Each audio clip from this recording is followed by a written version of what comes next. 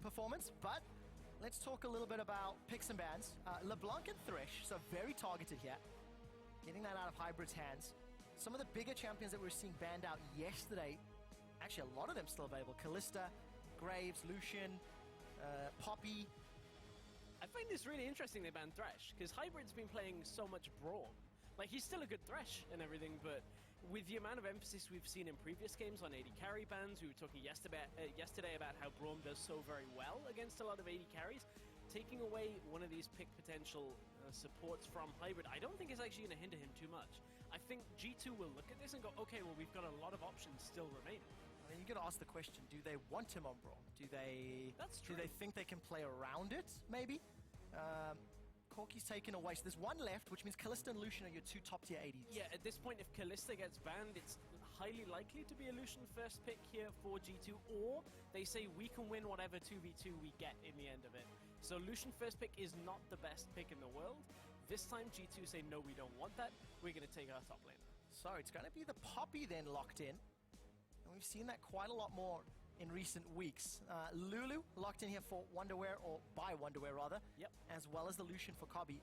And you know, Kobbe's a guy that actually there was a lot more expectations to help carry Splice along with Senkax. And while he's not struggled as much as Wonderwear has, now he's got one of these top tier ADCs, and you can see Corki, Kalista off the table. Now is the time for him to step up and shine. Yeah, that's very true. And Kobbe, we haven't seen anything from. We started seeing a little bit more for him in Challenger last split towards the end, where he was having to clean up fights for the Splice lineup back then. And, you know, he started kind of getting there, but it was a lot to do with just a team effort rather than an individual effort. A lot of back and forth from G2 here, deciding whether they want to lock in their mid laner, and I feel like this is the better option. They want to try and wait and see if they can figure out where this Lulu is going to sit. So let's see where it will be. On the side of Splice, has not really been played by them this split yet. Senkax has played 6 different champions in the last few games, with only Ahri the repeat. And I just want to highlight Trick very quickly. 2 games on that Graves, 11-0-14. He's yet to give up a death. Right, and that's what that second rotation to me, it screams from G2. It's like, these are some of our most comfortable champions right now. Trick's been great. We spoke about how Hybrid's been great on Braum. This is the first time that we're gonna, second time we're gonna see Poppy for Kikis in that top lane. Now that Braum's been locked in, we know where that's going. The AD carry now is going to be one of those B-tier AD carries. Ezreal will need time to scale here, and we're waiting for Perk's mid laner, which is not going to be the Corki, as that's what G2 banned. For any of you wanting to play Corki mid, there's an article now on LoL Esports in the article section highlighting Perk's specific runes and masteries for Corki, but we're going to see a Victor instead of Corki in this game. So I quite like this from G2. They've got a good amount of wave clear, decent enough CC, maybe not the hardest of engage, that's fair, but if a team fight does break out, then you've got Poppy to reset anything. Although Splice, they're all about the disengage. Lulu, Janna, Rek'Sai, they're putting a lot of weight here on Kobbe's shoulders. What will Wonderwear be running up at the top? I expect the Lulu to go middle, make that sort of Victor Lulu lane somewhat farm focused. I do expect that right now. Put that Lulu in the middle lane. Yes, it doesn't really give Senkax the ability to carry like he did on the LeBlanc that we saw previously, but the actual champion pool that's available for him is fairly small right now, unless he looks for something like an Ahri or something perhaps like this Queen, which is a flex that we've seen. We've seen Faker play it in the middle lane, we've seen it in the top lane as well, but what you can say for G2 is they're relying fairly heavily on Kikis to be a damage threat here before the Ezreal gets going. It will take time for Kikis. Yes, Perks will have damage from Victor as well as he wave clears in the middle lane. The flex is on with that last pick. Yeah, it really, really is. Let's see how they handle themselves. Splice picks and bans, a different flavor to what we've seen out of Splice. Actually, I think across all of their games, really, with quite a heavy focus around buffing up either Quinn or Lucian, thanks to the Lulu Janna. It's worked for Origin, but it does require a lot of coordination. Yeah, it has worked for Origin, but it's also failed somewhat for Origin. It was only really that last week when Origin got both the Lulu, the Lucian, and they had the Alistar on top of it, they managed to get themselves into the game. Luckily, though, they have been given a little extra time with this Ezreal, with this Victor pick, that, you know, they take that 2-3 items to get themselves fully into the game. So Splice have got an easier way around this, especially with their top half of the map being better in the early game. You've got the Quinn, you've got the Rek'Sai as well. I'm very interested to see if G2 want to go toe-to-toe here with Kobbe and Nisbet. Ezreal plus Braum against a Lucian Janna. That does not sound like a lot of fun to me. I want to see how this early lane matchups work out. But you guys at home, will G2 pick up a win here? Hashtag G2 win. They're currently 6-1, tied with H2K. What do you think Splice will pick one up in return? I think the possibility is there. There's a lot of options that they can do with this team composition, albeit maybe not engage. Yeah, for now, no real engage coming from the Splice team. And, you know, we're going to have to see as we load up into the Rift for game 1 of week 4, day 2 of the European LCS. Yeah, we're exactly 10 games away from the halfway mark. So today and next Thursday, and every team will have competed one rotation of the European LCS here in spring.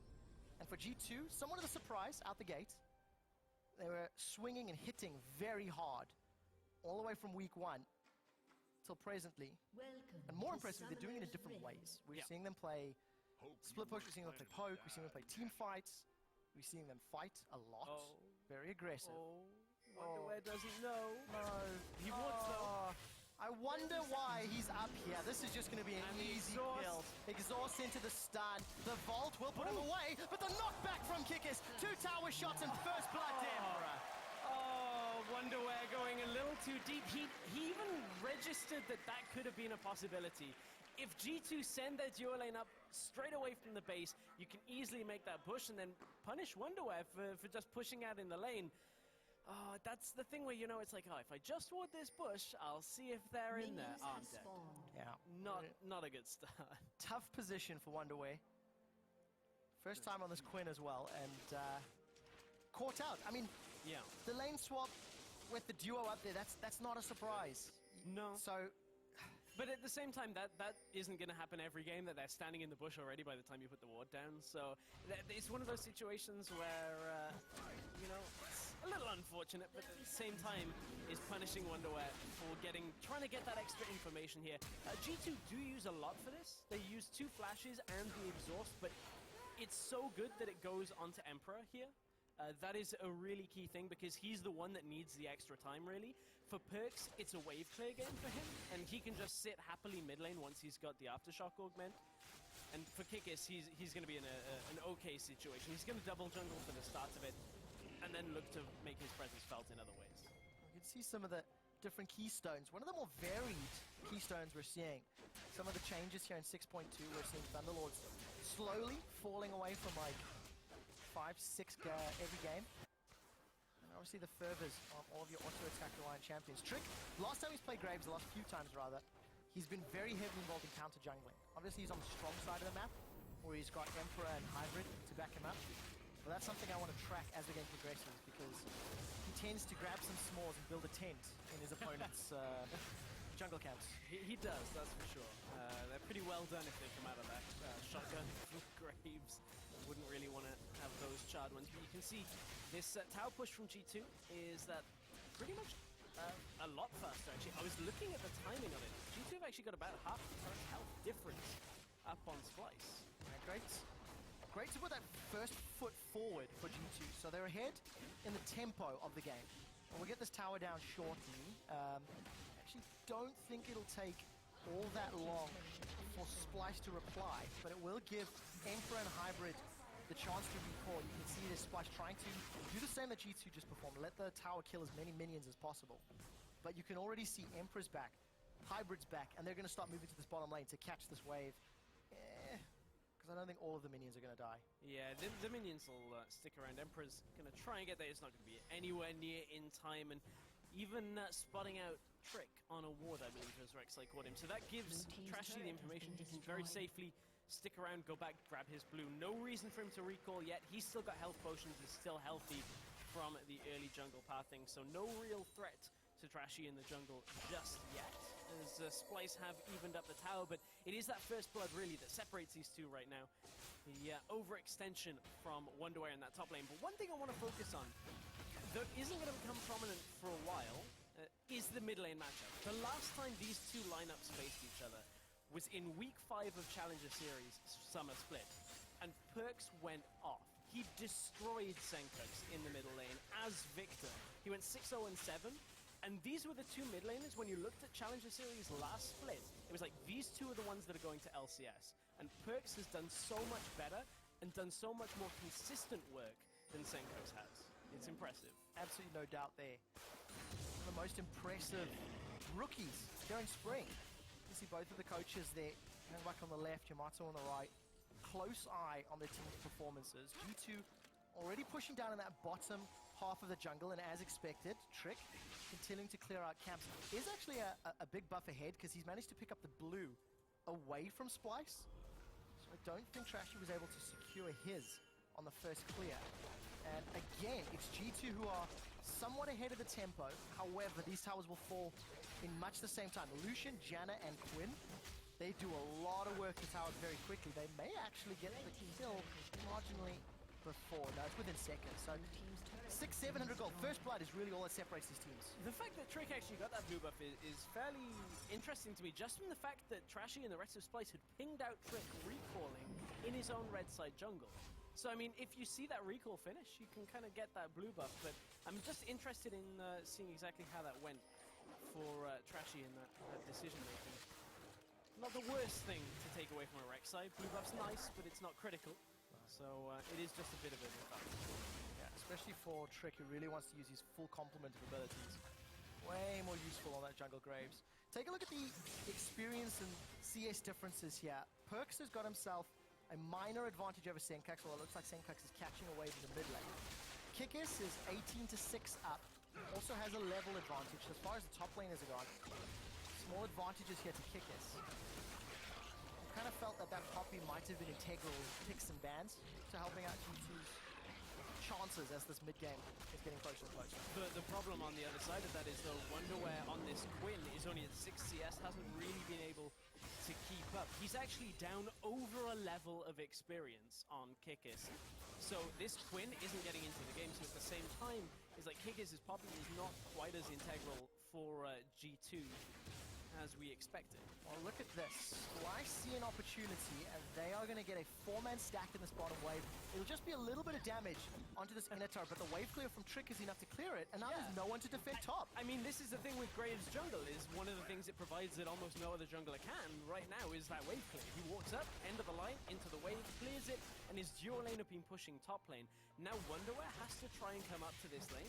If this tower drops any lower, you may see G2 just stick around, because they can take this tower without any threat from Wonderwear here. No way can Wonderwear cross into Emperor here without Wonderwear dying. There's an exhaust available for Braum again. Oh, tower, the rest of Splice are coming up. Let's find out. Hybrid and Emperor, they're in trouble. Both have flashes available. There's a response from G2. Teleport is coming down into the Tribush, and Nisbet is the first one to get stunned up. Everybody's jumping in on the fight. Trashy forced to flash away. Senkax gets a Glitter Lance down to Hybrid. Summon a heal will keep him alive a few seconds longer before there's a reply back from Splice. Now Splice are on the retreat. It's all of a sudden Trashy that's gone down. 1 for 1. Kikis and Perks and Trick, they're chasing down. Collateral damage will not find a kill, but they kill Trashy off. Trade summoners and should get the tower as well. That's the most optimistic Janna shield on a turret. But, you know, it took so long for Splice to get up there. Watch out, Bobby's looking for Perks. Will not find the kill. And they get away. So third tower falling in favor of G2. Yeah, that was just Splice. They took a little too long, and it allowed G2 to get themselves up to the top side of the map. Hybrid did fall in that engage, though. He already knew he was pretty much a goner, even with the extra heal that came out of Emperor. Good pathing by Kikis, though. Recognize that if he gets onto Trashy and slams him into the wall, you just follow up with the movement blocker and make sure that you can't dash away as Rek'Sai. Force Trashy to flash out over the wall, and nearly got even more from that fight. Yeah, very, very powerful from Kikis. Early teleports as well. There was nearly no hesitation. Jumping in there and trying to punish. Wonderwear still trying to farm his way up. 21 CS. Down only marginally on gold, but still a little bit behind in experience. Kikis has been helped out here, already trying to zone out Trashy in the jungle as the rest of G2 are pushing quite heavily in this bottom half of the map. So this was the start of the fight again. You can see Wonderwear is going aggressive, and it basically tells G2 exactly what's going on with this play. Even though they don't have vision, they know that Wonderwear wouldn't go aggressive like that unless the rest of his team were here. So it's pink ward, instant teleport comes out from Kikis. There's the smash into the wall, forcing the flash away. At this point, it's just about repositioning for G2, but Perks ends up dropping really low after using his flash and has to back himself out a little bit later, but from here this is business as usual for G2.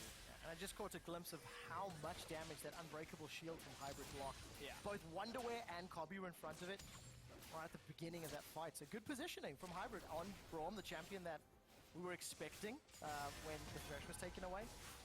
Played it 5 times out of the 7 games, and he's won 4 of those. Fans are definitely in favor of G2. Let's see if G2 can pick this blue buff up. Stress, there's the unbreakable shield. True shot barrage. Empress says thank you. Empress like, well, you're not taking this from me. I'm going to block all your projectiles, and I'm going to ult this with the G2 duo. So, one thing I want to look at is, because the itemization for AP items actually... Oh, Syntax. Well, this kind of goes to the point I was about to make. So, now that we don't see Frostqueen's Claim anymore, Victors now basically just go for the 2 upgrades on the Hex Core before going for their usual items of either or. Nomicon is what we normally see. You can see on the other side, Senka's opting for that Chalice going towards the Fiends. It's just a lot more efficient now, so you don't have to go for any of those Frost Queen's paths. You can just go straight for those upgrades, wave clear very effectively now, and have the extra movement speed and shield that comes from EQ. Splice currently cannot wave clear effectively because Senkax was pushed away. Yep. Tower is going to go down to less than 10% hit points. Perks going to look for some damage, and Emperor still sticking around. Look, there's way more support for G2 coming up. They've already got a 2,000 gold lead, and it looks like they want another outer turret, the last remaining. Oh man, that is really difficult to deal with if you have Splice. True Shot Barrage into the laser from Perks just clears the way. There's nothing you can do against that this early on. Problem is, Splice have regrouped around. They've secured vision. You can see top side of mid and bottom side, they've got pink wards around.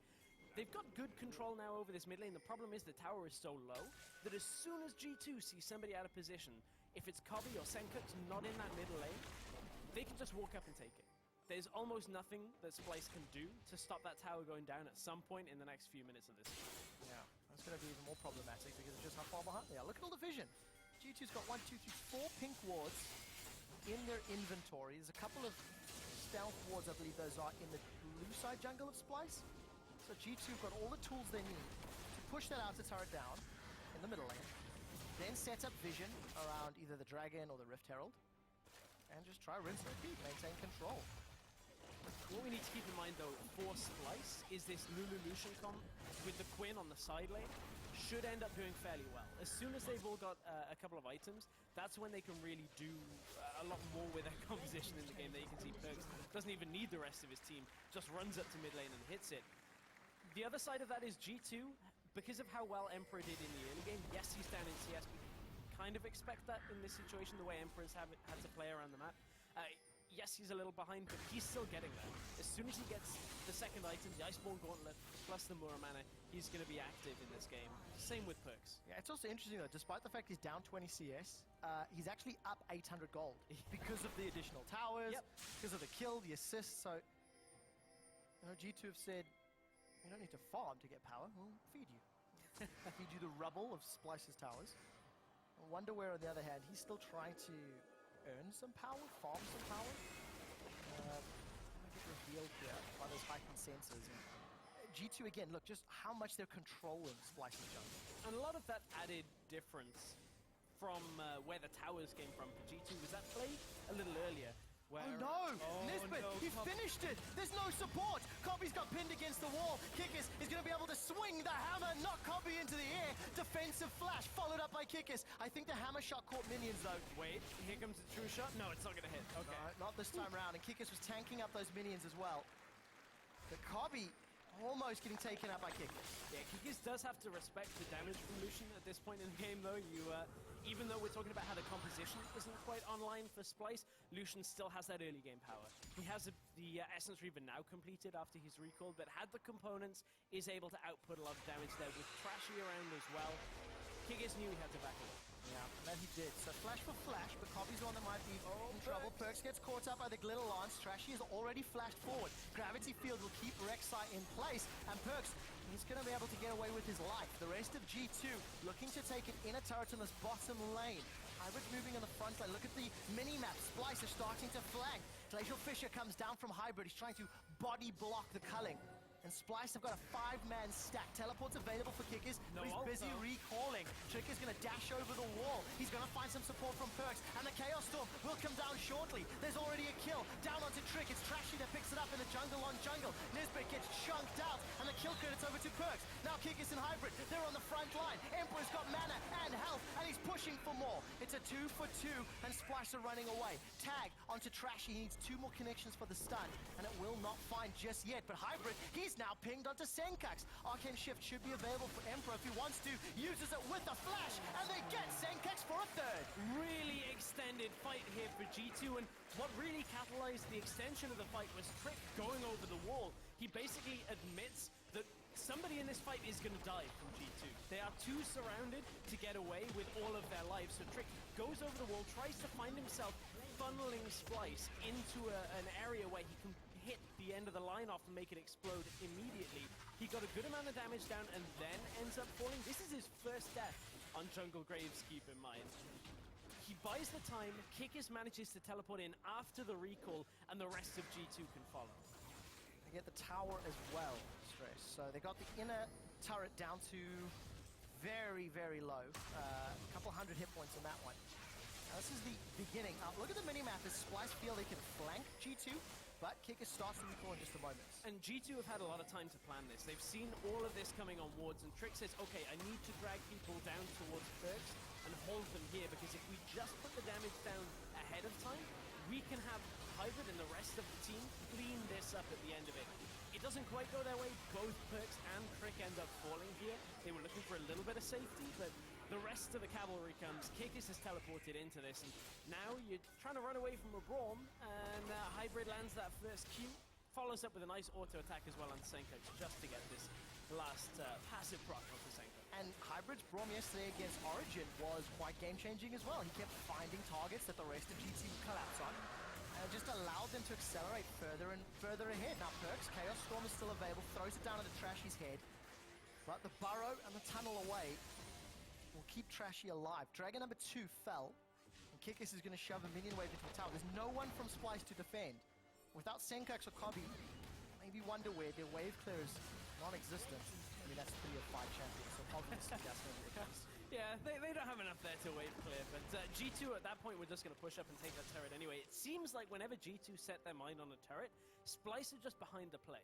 And it's because of the way that G2 are controlling the incoming waves for the most part. The last tower was not really to do with that. It was just the way that it was already pushed up and taken down. But the Graves clearing earlier, the ability for G2 to control side waves with the Ezreal ult as well, means Splice are never really pressuring out on the map.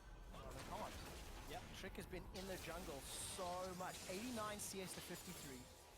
Vision quite deep, actually. If you look at that pink ward in behind Splice's red buff, it's one of those wards we talked about yesterday with Deficio. And it's not super common. That's only about the 10th time, I believe. So we'll talk about that in a second. Trick is the one that's a little surrounded. He's going to dash away. Collateral damage is available. And he's going to fire that out, I believe, shortly. True Shot Barrage not available for Emperor. I wonder where do not want to come in from that angle. Kickers looking for an engage over the wall. Heroic charge. Trashy's already gone. Glacial Fissure. Two-man knocker. Kickers has found them, and with the steadfast presence, nobody can get away. There's a pin against the wall for Senkax, and G2 find 2 easy kills. That looked too easy for G2, as you said. Great play by Kickers, just getting that flash into the instant knockup. No need to charge up the hammer on that one.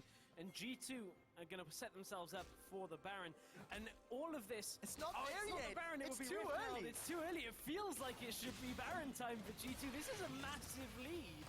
It's just about 8,000 gold, but all of this catch came from the fact that G2 on the Victor mid now have added slow potential as well. We'll talk about this as it goes, as this follows on. So Perks right now slows Trashy and has him just locked down for so long in this fight. The rest of G2 can get into position and look to follow up. Kikis is about to land that flash ult over the wall. But Trashy just getting slowed time and time again is too difficult to deal with. That's a beautiful knockup. Into steadfast presence as well. Ooh, can't deal with that very effectively, but man, this Victor, even with going Raleigh second, which is fairly uncommon, even before any kind of boot upgrade, he still has so much damage on this Victor. It hasn't dropped his damage at all, but is allowing G2 to follow up on picks very quickly. It also helps that Splice's composition is relatively squishy. Still going for that 2-3 item power spike. Ghostblade only just picked up here for Wonderwear.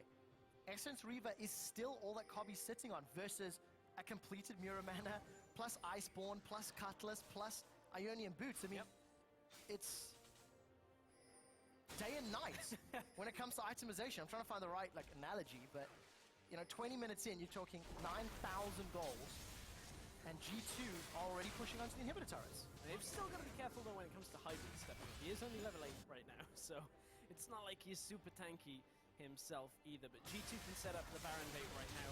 2 blue trinkets are available for Splice. The first one will come out any second now, unless they're all going to sit mid lane like they are. The first one was just used, and there's the second. 20 minutes in, G2 start the Baron. They've got the 3rd largest gold lead at 20 minutes we've seen in spring. Senkax. No bite from Winter onto Senkax. Tunnel forward for Trash, and he's now caught in the middle of G2. Kobby's pulling pressure on the side, but he's just dies. He's gone. There's 2.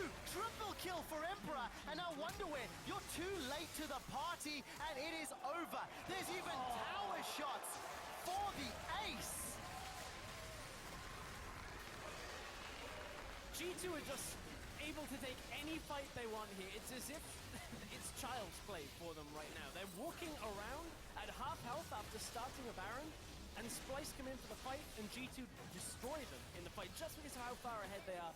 And this all started from minute 1 with the early kill onto Wonderwear, getting Emperor into the game. Emperor is now 6-0-4 because he just got accelerated into the game far faster. And this kind of ends up highlighting a problem for Splice. The only champion I feel like Splice have been able to make work from the top lane in the way it is meant to is the Tahm Kench. They've tried the Rise and have never got to the late game for it to carry. And the Quinn hasn't been working for them either. They can't get into split push. This was the fight. You can see Perks at the top side is actually dueling people on his own. Kickers came in, cleaned it up, didn't even need to do too much there. Howard had it covered. Splice are completely on different pages. Yeah. Not sure if they want to challenge, not sure if they want to back. They split different directions. And G2 just punish them every single time. So they got Baron buff now. They've extended their gold lead even further. The gold graph tells the whole story. Yeah, I mean, yeah, there is not even at the beginning, was there extra gold? Nobody got anything before that first kill. So G2 have never been behind in this game at any point. I mean, the only person that even looks remotely behind is just the CS on Emperor, but keep in mind, Emperor is 3,000 gold up individually. They're even more optimistic than I am, Stray. No, that's not me being optimistic. That's me saying, Senkax is going to be in trouble. True Shot is on cooldown, so Emperor can't finish him off. But if you shove Senkax away, the Glitterlance wave clear is such an important tool for holding onto those towers. Kickers, he stuns Wonderwear up, and he knocks him back for the kill. Solo takes Wonderwear out from the tower. The rest of G2, they know Senkax was healing. He's going to be late. Inhibitor will drop in the middle lane. The shortest win time in spring is 23 minutes and 59 seconds. If G2 keep this push up, they could break their own record, but they're going to play it safe. They're going to play it safe and smart. It's no immortals. So we're after 20 minutes, Trevor. We are after 20 minutes. It's still been impressive, though. And keep in mind, this, again, is a team that came out of Challenger last year. Yes, they've had changes. Yeah. They have had changes, but these are the 2 teams that came from Challenger, and you can see the difference between, and the growth between the 2 is night and day. It really is. Perks will be in trouble. Chaos Storm goes down, still alive. 200 hit boys, still alive. His gets away with his life. Now Kobby's the focus. Emperor is tagging him. Arcane shifts aggressively forward for the triple kill. There's 2 targets left. Gonna continue to shut it. It's not gonna be able to be the Quadra, as Trick is the one that shuts down Senkax. Another ace for G2. And they will just about beat their record. It's only going to be a few seconds slower, but Gamers 2, a flawless week. 2-0 in week 4.